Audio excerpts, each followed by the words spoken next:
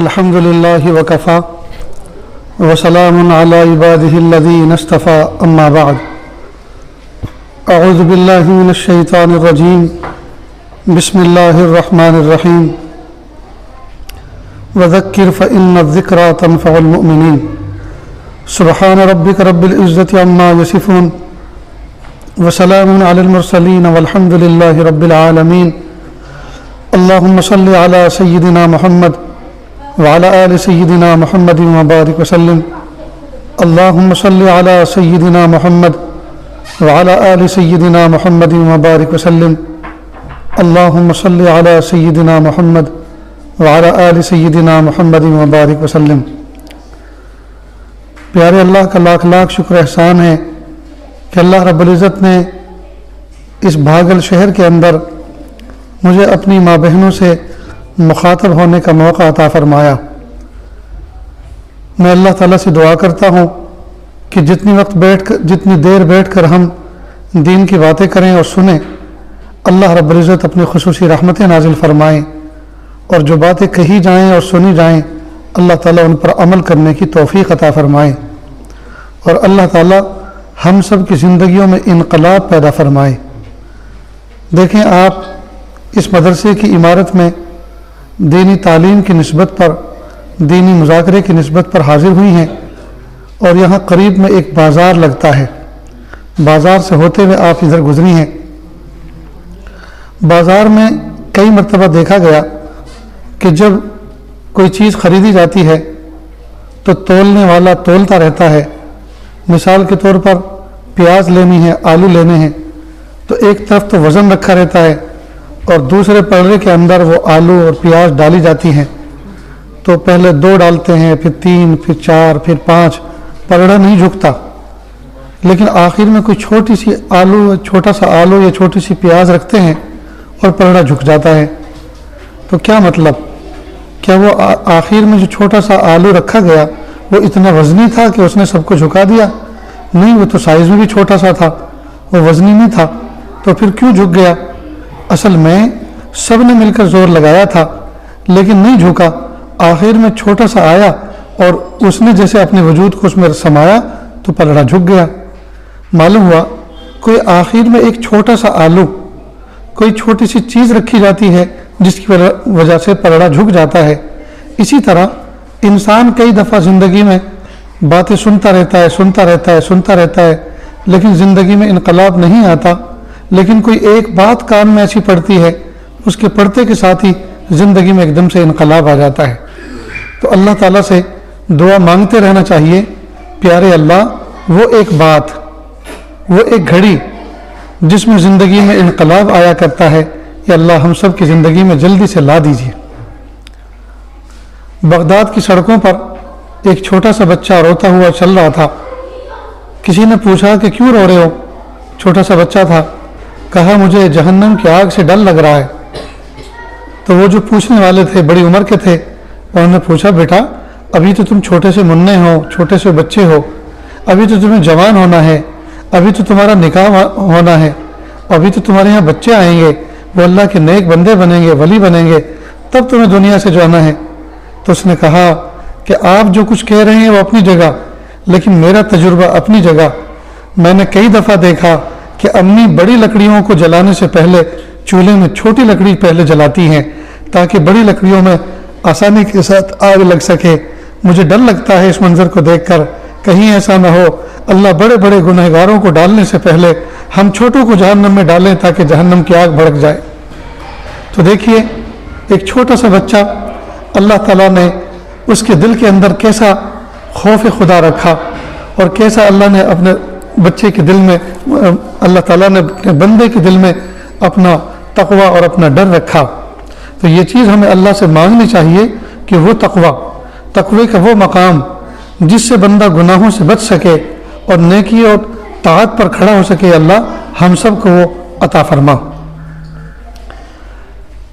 آج کی اس محفل میں ہمیں اس بات کو سمجھنا ہے اور اس بات کو جاننا ہے کہ کون سی چیزیں ہیں اور وہ کون سی باتیں ہیں جن کے ذریعے سے ہمیں اللہ کی محبت مل جائے۔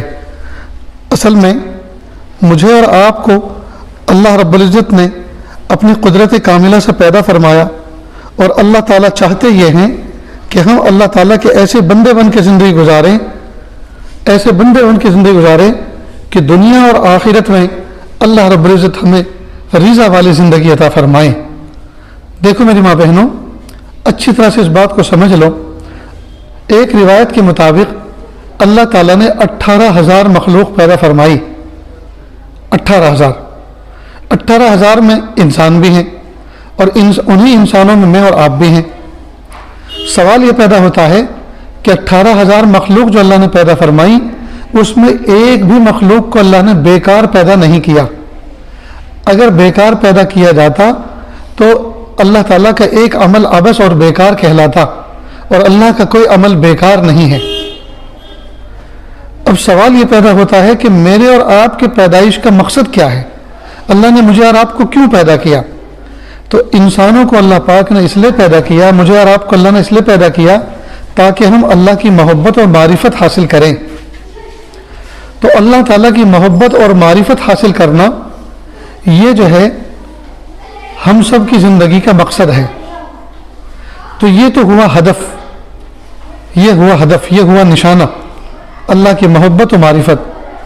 اب اس کو حاصل کیسے کریں؟ تو اللہ پاک نے اس کے لیے طریقہ بھی بتایا کہ محبت و معرفت میری تمہیں کیسے حاصل ہوگی۔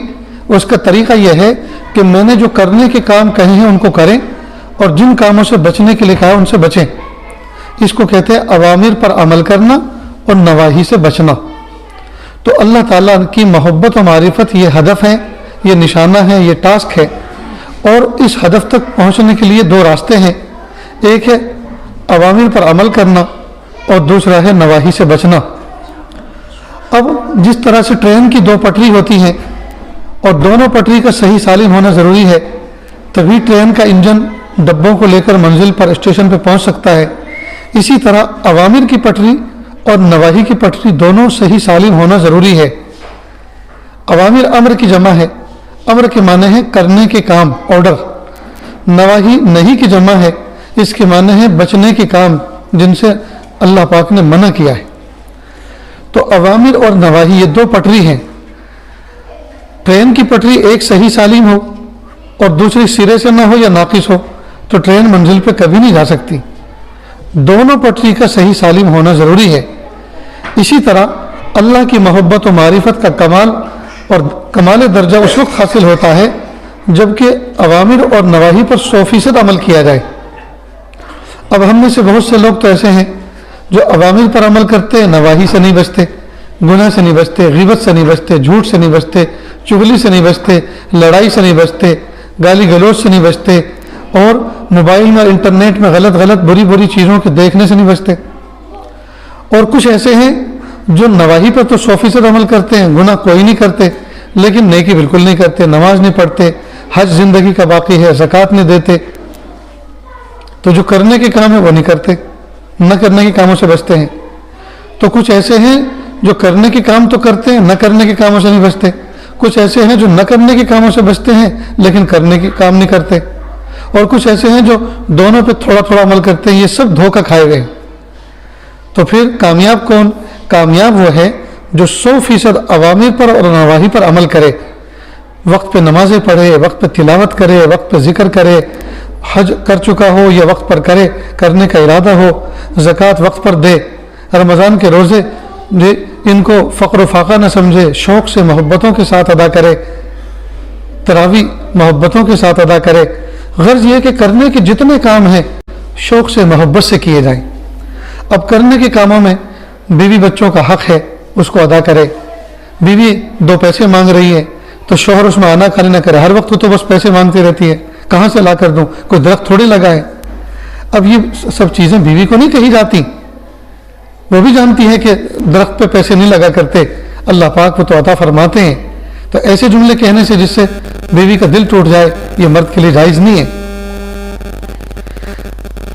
تو بیوی کی جو ضرورتیں ہیں، مالی ضرورتیں ہیں، کھانے پینے کی ضرورتیں ہیں، جو حقوق ہیں، ان میں فراخ دلی کے ساتھ، اس لیے کہ بیوی پر خرچ کرنا، بچوں پر خرچ کرنا یہ بہترین صدقہ ہے۔ صدقے کی جو قسمیں ہیں ان میں سے سب سے بہترین صدقہ یہ ہے جو اپنے بیوی بچوں پہ خرچ کرے۔ اللہ اکبر کبیرہ۔ اس لیے مردوں کو چاہیے کہ وہ کمائیں شوق سے، محبتوں کے ساتھ، اللہ کا حکم سمجھ کر، اور خرچ بھی کرے اللہ کی محبتوں میں، اللہ کے حکموں پر، اس میں ذرہ برابر بخیلی نہ کرے۔ پھر دیکھیے اللہ تعالیٰ کیسی روزی، کھلی روزی عطا فرماتے ہیں۔ کئی مرتبہ دوست احباب پہ خرچ کرے گا، دوست احباب کو ہدیے تحفے دے گا، دوست احباب کو چائے پانی کرائے گا، لیکن گھر کے اندر آتا ہے تو خالی ہاتھ ہلاتے ہوئے آ جاتا ہے۔ حالانکہ بچوں کا حق دوستوں سے زیادہ تھا۔ جب باہر دوستوں کا اکرام کیا، ان کو محبتوں کے ساتھ ان کی خدمت کی، تو پھر یہ بھی تو حق بنتا ہے نا کہ گھر میں جب آئے تو کوئی نہ کوئی تحفہ، کوئی مٹھائی، کوئی پھل، کوئی چیز لے کر آئے۔ معصوم بچے انتظار کرتے ہیں باپ کے آنے کا۔ بہرحال تو اللہ رب العزت نے ہمیں اپنی قدرت کاملہ سے پیدا فرمایا، اور اللہ پاک نے ساری مخلوق کو پیدا کر کے ایسی ذمہ داری مردوں کی، انسانوں کے ذمہ لگائی ہے جو کسی بھی جانور کو مکلف نہیں کیا، اور وہ یہ ہے کہ ہم اللہ کی محبت و معرفت حاصل کریں۔ محبت و معرفت کا جو مقصد ہے وہ کسی مخلوق کا نہیں ہے سوائے انسان کے۔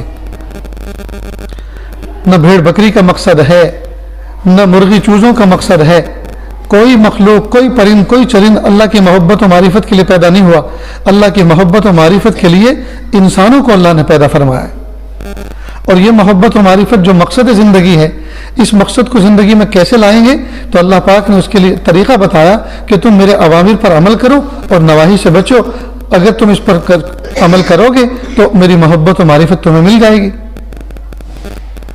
قربان جائیں، اللہ کی محبت و معرفت کے لیے جو اللہ نے 2 ٹریک بنائی، 2 ریلوے کی طرح لائن بنائی، اوامر پر عمل کرنا، نواہی سے بچنا، ان پر عمل کرنا اور آسان ہو جائے، اس کے لیے اللہ پاک نے 2 چیزیں اور بنائیں، اور وہ یہ کہ ہم ایک تو ذکر اللہ کا اہتمام کریں، اور دوسرا اہل اللہ کی صحبت کا اہتمام کریں۔ اللہ والوں کی صحبت میں بیٹھنے سے، ان کی باتیں سننے سے اللہ تعالیٰ اندر سے ہمیں ایسا موٹیویٹ کرتے ہیں، اللہ تعالیٰ ہمیں اندر سے ایسا تیار کرتے ہیں کہ ہمارے لیے اوامر پر عمل کرنا آسان ہو جاتا ہے، اور نواہی سے بچنا اللہ پاک آسان فرما دیتے ہیں۔ تو اوامر اور نواہی یہ 2 راستے ہیں اللہ کی محبت و معرفت تک پہنچنے کے لیے، اور ان 2 راستوں پہ چلنا آسان ہو جائے، اس کے لیے ایک ہے ذکر اللہ اور دوسرا ہے صحبت اہل اللہ۔ ذکر اللہ کا ہم اہتمام کریں۔ جب کوئی بندہ اور بندی اللہ کا ذکر کرتے ہیں اور اللہ تعالیٰ اس کو قبول فرماتے ہیں، تو دوبارہ اللہ تعالیٰ اللہ اللہ کہنے کی اس وقت توفیق عطا فرماتے ہیں جب کہ پہلا اللہ اللہ قبول ہو چکا ہے۔ یہ کتنی بڑی توفیق کی بات ہے کہ اللہ تعالیٰ ہمیں سبحان اللہ، الحمدللہ، اللہ اکبر، لا الہ الا اللہ، محمد رسول اللہ صلی اللہ علیہ وسلم، استغفر اللہ ربی من کل ذنب واتوب الیہ، رب اغفر ورحم وانت خیر الراحمین۔ یہ جو ڈفرنٹ ٹائپ، الگ الگ قسم کے جو ذکر ہیں، اللہ پاک ہماری زبان سے اللہ پاک یہ ذکر کو جاری فرماتے ہیں۔ یہ علامت ہے اس بات کی کہ اللہ پاک نے ہماری زبان کو قبول فرمایا، ہمارے ذکر کو قبول فرمایا۔ اگر اللہ تعالیٰ قبول نہ فرماتے تو ہماری زبان پر اللہ تعالیٰ ادائیگی کی توفیق ہی نہ دیتے۔ ہم نے محلوں میں دیکھا چھوٹے چھوٹے بچے دوست آپس میں کئی مرتبہ لڑ جاتے ہیں۔ جب لڑ لیتے ہیں تو ایک دوست اپنے کسی تیسرے دوست کو بلاتا ہے۔ مثال کے طور پہ ایک بچہ ہے ابراہیم، اس کے 2 دوست ہیں اور دونوں کا نام اسماعیل ہے۔ اب ایک اسماعیل سے اس کی لڑائی ہو گئی، تھوڑی دیر کے بعد وہ تیسرے اسماعیل کو پکارتا ہے، کہتا ہے اسماعیل، تو جس سے لڑائی ہوئی کہتا ہے میرا نام کیوں لیتا ہے؟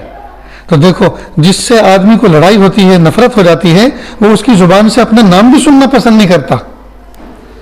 تو اگر اللہ رب العزت ہم سے ناراض ہو جاتے اور اللہ تعالیٰ ہماری زبان سے اپنا نام بھی سننا پسند نہ کرتے، ہماری زبان سے اپنا نام بھی جاری نہ کرواتے۔ لیکن قربان جائیں، میرے پیارے اللہ نے باوجود اس کے کہ ہم کمزور ہیں، ناقص ہیں، نکھٹو ہیں، اس کے باوجود اللہ پاک ہمیں اپنا نام، اپنا پیارا مبارک نام ہماری زبانوں پہ جاری فرماتے ہیں۔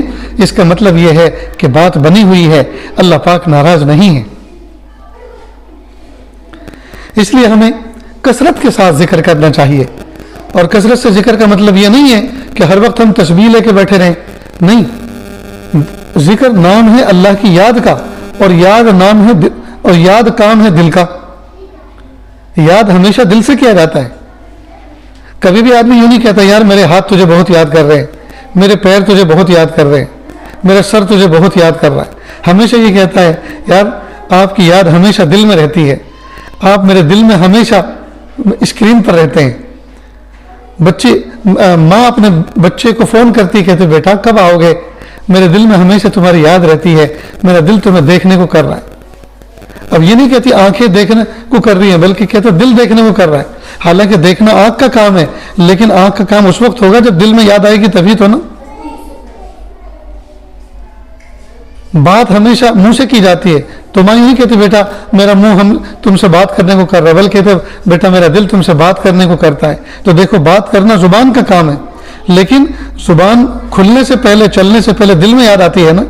معلوم ہوا دل جو ہے یادوں کا گھر ہے.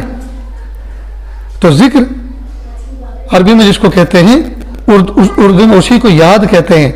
تو اللہ تعالیٰ کو دل میں یاد رکھنا اور زبان سے اس کا اظہار کر دینا, تو اس کو ذکر لسانی کہتے ہیں. اور دل ہی میں یاد رکھنا اس کو ذکر قلبی کہتے ہیں. تو کثرت سے یاد کرنے کے لیے جو اللہ پاک نے ہمیں حکم دیا, اس کا مطلب یہ کبھی ہم ذکر دل میں کریں, کبھی زبان پر کریں. یعنی وہی یاد جو دل میں ہے کئی مرتبہ وہ زبان سے ظاہر ہو جائے, کئی مرتبہ وہ دل میں چھپی رہے, دل میں سمائی رہے. تو ہم اللہ تعالیٰ کا کثرت سے ذکر کریں. کثرت سے ذکر کا مطلب یہ ہم چلتے پھرتے اٹھتے بیٹھتے ہم اللہ کو بھولیں نہیں. کھانا پکا رہے ہیں, ہاتھ کام کاج میں ہیں, ہاتھوں سے روٹیاں گول بنائی جا رہی ہیں, لیکن دل میں اللہ کی یاد ہے. کپڑے دھو رہے ہیں, دھونا مشین کا کام ہے, ہاتھوں کا کام ہے, لیکن دل میں اللہ کی یاد ہے. کھانا بنا رہی ہیں, اب اس میں پتیلی میں چمچہ گھما رہی ہیں, اب چمچہ گھمانا ہاتھ کا کام ہے اور دل میں اللہ کی یاد سمائی ہوئی ہے. کپڑوں پہ پریس کر رہے ہیں, پریس کرنا پریس کا کام ہے, آئرن کا کام ہے, لیکن یاد دل میں سمائی ہوئی ہے. غرض یہ کہ اللہ تعالیٰ کی یاد سے دل کو غافل نہ رکھیں, ہر وقت دل کے اندر اللہ کی یاد سمائی رہے. تو میرے اور آپ کے پیدائش کا مقصد یہ ہے کہ ہم اللہ کی محبت و معرفت حاصل کریں. محبت و معرفت حاصل کرنے کے لیے الگ سے کوئی زندگی لانے کی ضرورت نہیں ہے.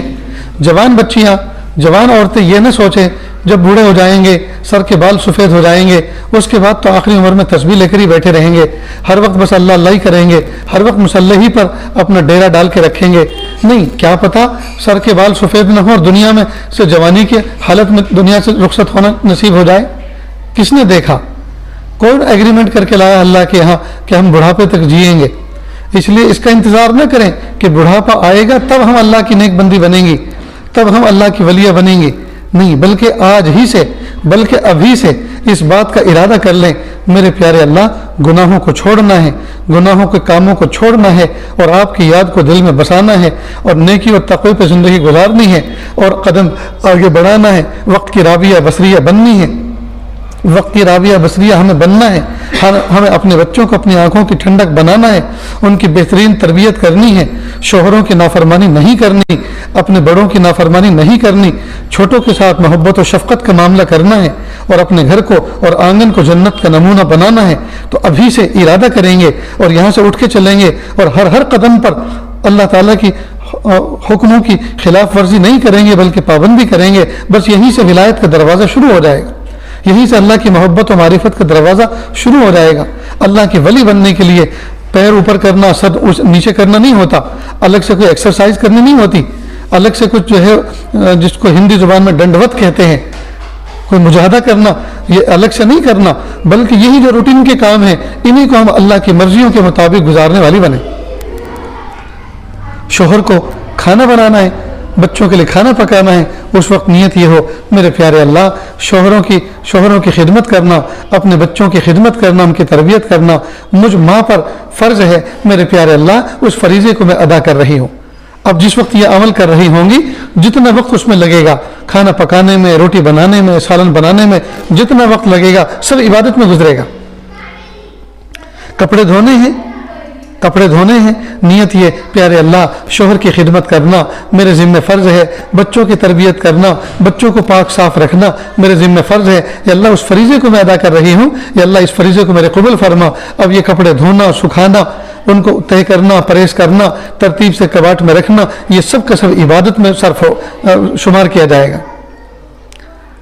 ہم بہت ساری ماں بہنیں یہ سمجھتی ہیں تلاوت کرنا ہی عبادت ہے، ہاتھ میں تسبیح لے کر تسبیح پڑھنا ہی عبادت ہے، اس کے علاوہ گھر کے کام کاج کرنا، جھاڑو لگانا، بستر درست کرنا، پاکی صفائی اختیار کرنا، واش روم اور باتھ روم کو دھونا، آنگن کو جھاڑو لگانا اور شوہر کی خدمت کرنا۔ بہت سی عورتیں اس کو سمجھتی ہیں کہ یہ تو کوئی خدمت ہے ہی نہیں، یہ تو عبادت ہے ہی نہیں۔ عبادت نام ہے، جو وضو کر کے کیا جائے وہ تو عبادت ہے، نماز پڑھنا عبادت، تسبیح پڑھنا عبادت، تلاوت کرنا عبادت، اور باقی یہ سارے کام کاج جو ہیں یہ عبادت نہیں، یہ بہت بڑی غلطی ہے۔ نیند میں سے اٹھنے سے لے کر سونے تک حسن نیت کے ساتھ، اچھی نیتوں کے ساتھ جتنے کام ہم گھر میں کریں گی یہ سب کا سب عبادت میں شمار ہوگا، عبادت میں شمار ہوگا۔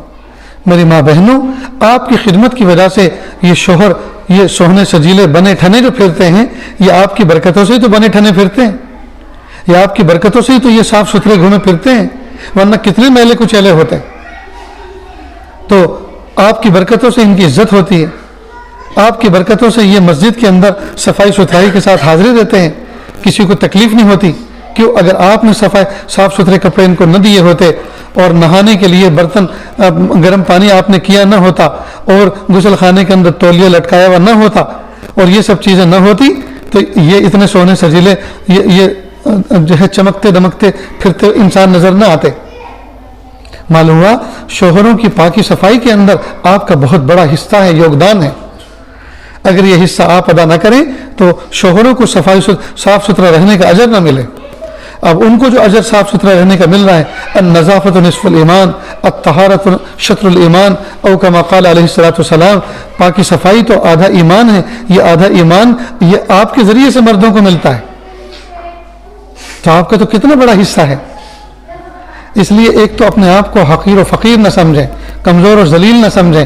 اللہ رب العزت نے آپ کو باعزت گھرانوں میں پیدا کیا اور اللہ پاک نے آپ کو مومن گھرانوں میں پیدا کیا، مومن ماں کی گود میں آپ کو کھیلنے کا موقع عطا فرمایا، مومن ماں نے آپ کی تربیت کی اور اللہ پاک نے آپ کے شوہروں کو مومن بنایا، آپ کے بچوں کو اللہ پاک نے مومن بنایا اور ان کی خدمت کے لیے اللہ پاک نے آپ کو قبول فرمایا۔ یہ بہت بڑا اللہ پاک نے ہم پر کرم اور احسان فرمایا ہے۔ بس نیت درست کر کے ہر عمل کے اندر نیتوں کو شامل کریں اور ہر عمل کے اندر اللہ کی رضا کو شامل کریں، اور یہ نہ سوچیں کہ صرف تلاوت ہی اللہ کی عبادت ہے، ذکر ہی یعنی ہاتھ میں لے کے تسبیح لینا ہے اللہ کی عبادت ہے، نہ اتنا نہ سمجھیں، بلکہ صبح سے لے کے شام تک اور شام سے لے کے صبح تک جتنے کام ہم کریں اس کے اندر اچھی اچھی نیتیں شامل کریں، تو انشاءاللہ یہ پوری کی پوری زندگی اور صبح سے لے کے شام تک اور شام سے لے کے صبح تک زندگی کے 24 گھنٹے ہمارے عبادت میں لکھے جائیں گے۔ نیز آج کے دور کے اندر سیل فون کا فتنہ، انٹرنیٹ کا فتنہ ایسے ایسے پاکیزہ گھروں میں گھس گیا ہے جہاں کبھی تصور نہیں کر سکتے تھے، اور ہماری وہ ماں بہنیں جو تھوڑا شہروں میں رہتی ہیں، ممبئی جیسے ماحول میں رہتی ہیں یا اور دوسرے شہروں میں رہتی ہیں، تو ظاہری بات ہے جس ماحول میں رہتی کچھ نہ کچھ تو وہاں کی فضا کا، ہوا کا اثر ہوتا ہے، وہ ہر چیز پہ پڑتا ہے، لباس پہ بھی پڑتا ہے، تہذیب پہ بھی پڑتا ہے، تمدن پہ بھی پڑتا ہے، گفتگو پہ بھی پڑتا ہے، رہن سہن پہ، ہر چیز پہ اس کا اثر پڑتا ہے، ماحول کا اثر ہوتا ہے۔ اگر اس مجمع کے اندر کوئی گلاب کے عطر کی شیشی کھول دے تو ظاہر ہے کہ گلاب کی مہک پوری محفل میں پھیل جائے گی، خوشبو سما جائے گی ماحول کے اندر۔ تو جس طرح سے ماحول پر خوشبو کا اثر پڑتا ہے، اسی طرح بدبو کا بھی اثر پڑتا ہے، برے ماحول کا بھی اثر پڑتا ہے۔ تو کوشش اس بات کی کریں ہم اپنے چہار دیواری کے ماحول کو پاکیزہ بنائیں، وقت پر اٹھیں، وقت پر سوئیں، وقت پر کھائیں، وقت پر آرام کریں، وقت پر اعمال میں لگیں، ہر چیز کا ایک وقت ہو، ترتیب ہو اس کی، اور بچوں کو بھی اس پہ لائیں۔ بچوں خاموش، کھلونے سائڈ پہ کرو، کھیل کود کا ماحول ختم کرو، اس وقت سب کے سب ایک کھانے کے عمل میں جوڑ رہے ہیں، سب کے سب اس عمل میں جوڑو، ایک جھٹکے میں سب فارغ ہو جاؤ، 10 منٹ 15 منٹ زیادہ سے زیادہ کھانے میں لگتی ہیں، کام کر کے فارغ ہو جاؤ، برتن جہاں دھونے کے ان کو اس جگہ پہ رکھو، اور اس کے بعد کا جو کام ہے اس کے لیے تیاری کرو۔ تو کھیلنے کا الگ وقت ہو، آرام کا الگ وقت ہو، پڑھنے کا الگ وقت ہو، اور گھر کے اندر تعلیم کا ایک وقت ہو، اور الگ الگ قسم کی کتابیں پڑھی جائیں، اس میں کچھ مسئلے مسائل کا بھی مذاکرہ ہو، اور الگ الگ مسائل. مثال کے طور پہ رمضان آ رہا ہے تو رمضان آنے سے پہلے 1 مہینے پہلے سے اس کی تیاری شروع کریں. رمضان کے مسائل کا مذاکرہ ہو جائے, روزانہ 5 10 مسائل اس کے ذکر کیے جائیں.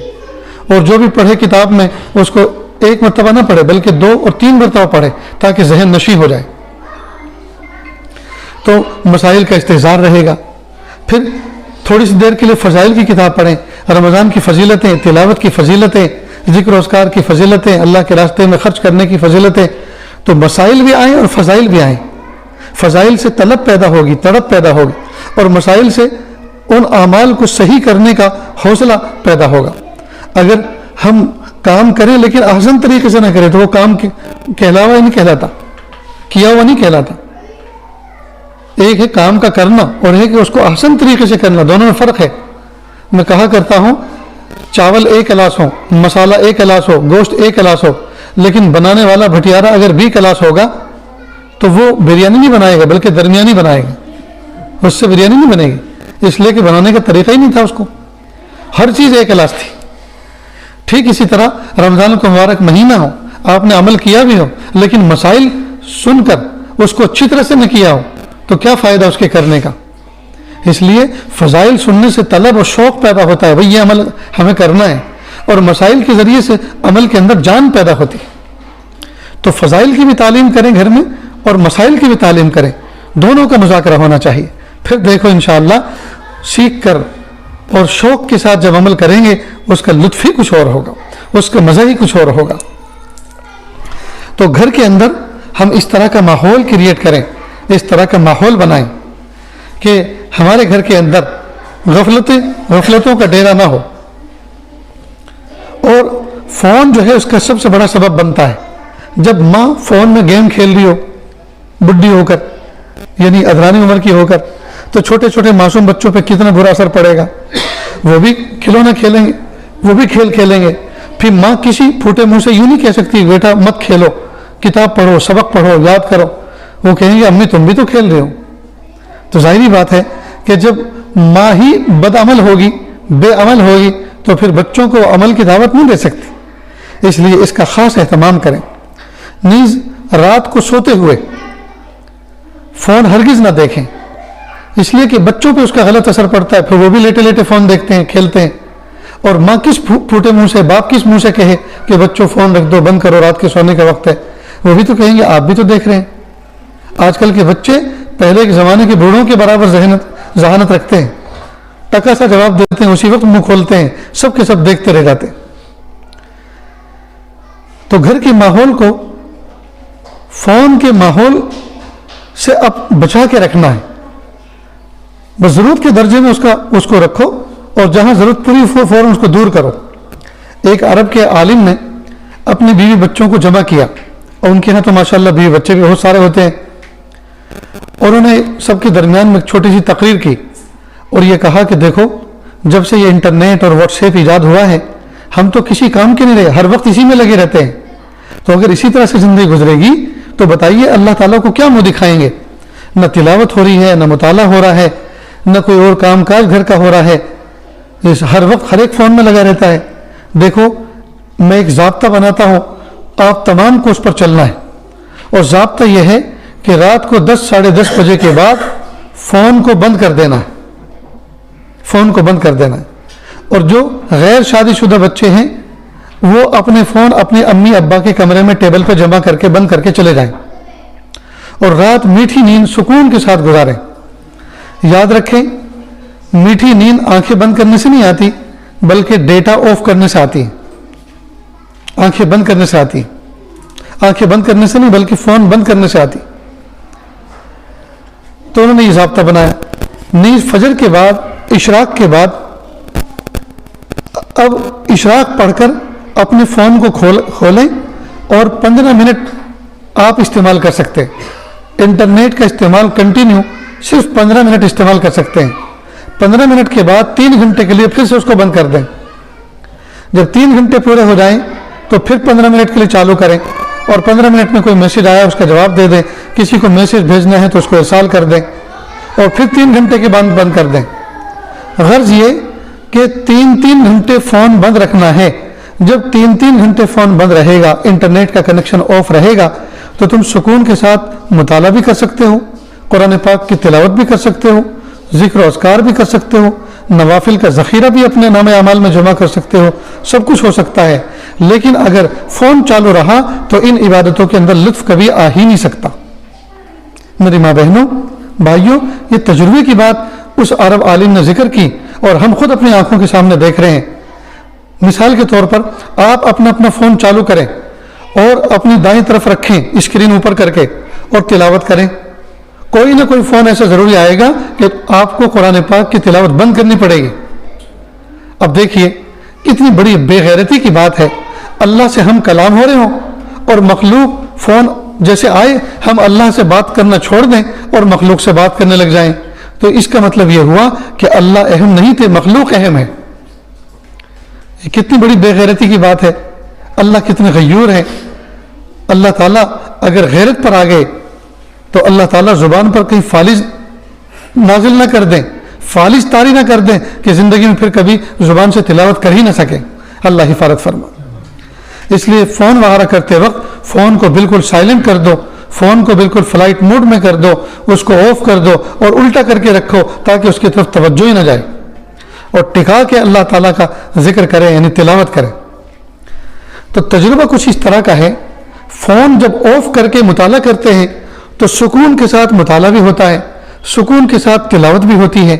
और फ़ोन ऑन करके अगर मुताला करते हैं या तिलावत करते हैं तो तिलावत और मुताले में तवज्जो कम होती है, फ़ोन पर ज़्यादा होती है।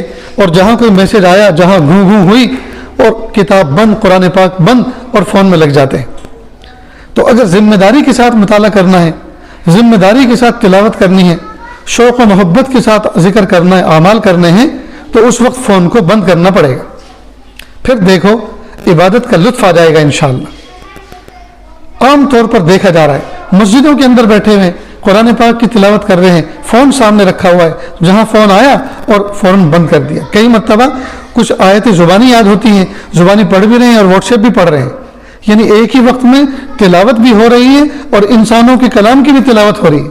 हाय हाय, कितनी बेगैरती की बात है, कितनी बदतमीज़ी की बात। ये तो ऐसे ही हुआ कि हम रेडियो चालू करके, टीवी चालू करके नियत बांध लें नफलों की और साथ साथ में न्यूज़ भी सुनते रहें, और वो जो नमाज में पढ़ा जाता है वो तो चूँकि ज़ुबानी याद है, उसमें कोई मुतशाबे तो लगता नहीं है। अत्तहियात पढ़नी है, तशहुद पढ़ना है, सुबहानकल्लाह पढ़ना है, आयत सूरह फातिहा पढ़नी, ये हल्की फुल्की चीज़ें, ये तो रटी रटाई हैं, ये भी पढ़ रहे हैं, नमाज भी हो रही है और कान हमारे मुतवज्जे हैं न्यूज़ की तरफ, खबरों की तरफ। तो बताइए ये कितनी बड़ी बेगैरती की बात है। तो फ़ोन की तरफ भी तवज्जो रखना, मुताले की तरफ भी तवज्जो रखना, फ़ोन में भी देखते रहना, कुरान पाक में भी नज़र रखना, ये बहुत बड़ी दयूसियत है और बहुत बड़ी बेगैरती की बात है। इसलिए अल्लाह के वास्ते जब भी कुरान पाक की तिलावत करें तो फ़ोन को और इस किस्म की चीज़ों को बाजू रख दें, बिल्कुल उससे डिस्कनेक्ट हो जाएं, अपनी तवज्जो उससे हटा लें, ताकि जी अल्लाह ताला का गज़ब और अल्लाह का गैज़ जो है जोश में ना आए। अल्लाह हम सब की हिफाजत फरमाए। तो अरब के आलिम ने यह माहौल बनाया कि अगर हमें ज़िम्मेदारी के साथ मुताला करना है, तफसीर पढ़नी है, कुरान पाक की तिलावत करनी है, तो हम 15 मिनट तो इंटरनेट का कनेक्शन कंटिन्यू इस्तेमाल करें, 15 मिनट के बाद डेटा ऑफ कर दें, फ़ोन चालू रहने दें लेकिन डेटा ऑफ कर दें, यानी इंटरनेट का कनेक्शन ऑफ कर दें, और 3 घंटे तक इस तरह का रखें तो तुम सुकून के साथ काम कर सकोगे। फिर 3 घंटे के बाद 15 मिनट के लिए ऑन करें और 15 मिनट काम करने के बाद फिर 3 घंटे के लिए ऑफ कर दें, तो इंशाअल्लाह इसके ज़रिए से आप अच्छी खासी इबादत कर सकेंगे। उन्होंने इस तरह का घर के अंदर माहौल बनाया और बहुत कामयाब बनाया। तो हम भी अपने घर के अंदर कोई माहौल बना सकते हैं। मर्द हजरात, किसी ज़माने में मैं हवाई जहाज़ का सफ़र करता, ट्रेनों में बैठता, तो लोगों के हाथों में किताबें होती थी सफ़र में पढ़ने वाली, तारीख़ की किताब, हिस्ट्री की किताब, पूरे सफ़र में पढ़ देते थे, किसी की तरफ नज़र उठा के नहीं देखते थे। ट्रेनों में पढ़ते मिलते थे, फ्लाइट में पढ़ते मिलते थे, रेलवे स्टेशनों पर बैठे हुए पढ़ते मिलते थे। आज कोई भी किताब पढ़ते हुए नहीं मिलता, अखबार भी पढ़ते हुए नज़र नहीं आता, सब के सब फ़ोन देखते हुए नज़र आते हैं। उसमें वीडियो चल रही होती है, तमाशे चल रहे होते हैं, हर बंदा उसमें लगा हुआ है। और तो और मेरी माँ बहनों, मैंने हरम शरीफ के दरवाजे पर जो वहाँ शुरती और पुलिस वाले बैठे रहते हैं उनको मोबाइल में गेम खेलते हुए और उनमें कोई ना कोई क्लिप चलाते हुए देखा है, हरम शरीफ के दरवाजे पर। जद्दा एयरपोर्ट पर एक्सरे होता है ताकि हरमैन शरीफैन की पाकीज़ा सरज़मीन पर कोई फसादी जहन रखने वाला कोई ऐसी चीज़ लेके हरम में अंदर ना आ जाए या सऊदी के दाखिल ना हो जाए जो गलत चीज़ लेकर आ रहा हो। अब एक्सरे चलाने वाला वो मोबाइल में गेम भी खेल रहा है, वो व्हाट्सएप पे पता नहीं कुछ मैसेज भी लिख रहा है, भेज रहा है, और एक्सरे भी चल रहा है। तो जब इतने गाफिल होंगे तो कोई भी कुछ लेकर अंदर दाखिल हो सकता है। तो ये हर जगह ये बिगाड़ देखने में आ रहा है। इसलिए मुताले का अपने आप को आदी बनाएं, किताबें पढ़ने का अपना आदी बनाएं। हर घर के अंदर माशाअल्लाह, वो कौन सा घर है जिसके अंदर 2-4 किताबें खरीदने की सलाहियत नहीं है। वो ज़माना गया जब लोग एक दूसरे से भीख मांगकर आरियत की किताबें पढ़ा करते थे, लौटाते थे वापस। अब तो हर शख्स अपने घर में छोटी सी लाइब्रेरी रख सकता है। कुछ फ़ज़ाइल की किताब हो, कुछ मसाइल की किताब हो, कुछ बुज़ुर्गों के वाक़यात की किताब हो, कुछ फ़िक़ह की किताब हो, हदीस की किताब हो, बहिश्ती ज़ेवर हो, मारिफ़ुल हदीस हो। ये किताबें हमारे घरों के अंदर होनी चाहिए। और रोज़ाना 2-2 एक-एक सफ़ा अगर हम पढ़ें, एक-एक मसला पढ़ें, तो साल में 30 महीने में 30 दिन होते हैं, साल में 365 दिन होते हैं। तो 365 वाक़यात, 365 मसाइल, 365 फ़ज़ाइल की चीज़ें हमारी मेमोरी में, दिल दिमाग में आएंगी, और अल्लाह पाक फिर उस पर पढ़ी हुई और सीखी हुई चीज़ों पर अमल की तौफीक देंगे। तो कितना बड़ा काम बनेगा, इससे कितना बड़ा हमारा काम बनेगा। लेकिन ये कब होगा? जब कि कुछ करेंगे, इरादा करेंगे। अगर इरादा करेंगे तो बहुत कुछ हो सकता है, और नहीं इरादा करेंगे तो कुछ भी नहीं हो सकता। देखो, बिरयानी बनाने के लिए मेहनत दरकार होती है, और ख़राब करने के लिए कुछ भी करने की ज़रूरत नहीं है। ढक्कन बंद करके सुबह से शाम तक बंद रख दो, अपने आप बिगाड़ शुरू हो जाएगा। बिगाड़ने के लिए मेहनत करने की ज़रूरत नहीं है, काम बनाने के लिए मुजाहदे और मेहनत दरकार हुआ करती। और हमेशा काम बनाने में मेहनत लगती है, उजाड़ने में कुछ भी वक्त नहीं। लाखों करोड़ों रुपए की बिल्डिंग जैसी भी लगा दो, सुबह से शाम तक डेमोलिश हो जाएगी, जीरो फील्ड तैयार हो जाएगी। मालूम हुआ जिस बिल्डिंग में करोड़ों रुपए खर्च हुए थे, सैकड़ों लोगों की जहानत खर्च हुई थी, सलाहियतें खर्च हुई थी, मुजाहदा लगा था, पैसा लगा था, वो महीनों और सालों में बनने वाली बिल्डिंग घंटों में जमी बोस हो जाती है। मालूम बिगाड़ने में मेहनत नहीं लगती, सुधारने में, बनाने में मेहनत लगती है। हम अपनी ज़िंदगी के बनाने में मेहनत और मुजाहदा करें, इंशाअल्लाह अल्लाह ताला दुनिया में भी इसका बदला देंगे, और आखिरत में तो है ही कामयाबी मोमिनों के लिए। जन्नत तो बनी है मेरे और आपके लिए, मोमिनों के लिए। अल्लाह पाक हमें जाना नसीब फरमा दे। ये चंद बातें अल्लाह ताला से मांग कर इस आजिज़ ने आपके सामने पेश की। अपनी ज़िंदगी को अमल पर लाएं, बच्चों की बेहतरीन तरबियत करें, अपने वक्त को ज़ाया न करें, इंटरनेट से और फ़ोन के फितनों से अपने आप को बचाएं। पूरा इस बात का एहतमाम करें कि हमें अपने आप को इससे दूर रखना है, और इस दुनिया में रहते हुए आखिरत की तैयारी करनी है, जन्नत को सजाना है। अल्लाह ताला से दुआ है, अल्लाह ताला कहने सुनने से ज़्यादा अमल की तौफीक अता फरमाए। व आखिर दावाना अनिल हम्दुलिल्लाहि रब्बिल आलमीन।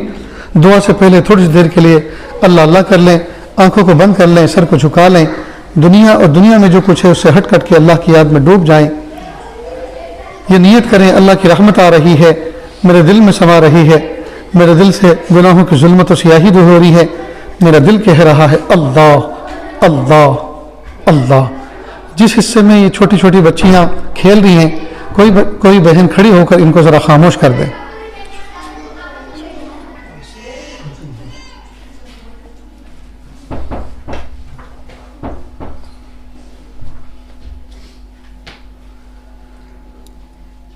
किससे मांगे, कहाँ जाएं, किससे कहें, और दुनिया में हाजत रवा कौन है। किससे मांगे, कहाँ जाएं, किससे कहें, और दुनिया में हाजत रवा कौन है। सबका दाता है तू, सबको देता है तू, और बंदों का तेरे सिवा कौन है। रिस्क पर जिसके पलते हैं शाहो गदा, तुझ अहद के सिवा दूसरा कौन है। कौन मकबूल है, कौन मरदूद है, बेखबर क्या खबर तुझी को क्या कौन है। कौन मकबूल है कौन मरदूद है, कौन मकबूल है कौन मरदूद है, बेखबर क्या खबर तुझे को क्या कौन है। जब तुलेंगे अमल सबके मीज़ान पर, जब तुलेंगे अमल सबके मीज़ान पर, तब खुलेगा कि खोटा खरा कौन है। जब तुलेंगे अमल, जब तुलेंगे अमल सबके मीज़ान पर, तब खुलेगा कि खोटा खरा कौन है। ए फ़कीर सिख तू फजल बारी समझे, वरना तेरी तरफ देखता कौन है। ए फ़कीर सिख तू फजल बारी समझे, वरना तेरी तरफ देखता कौन है। किससे मांगे कहाँ जाए किससे कहें, और दुनिया में हाजत रवा कौन है।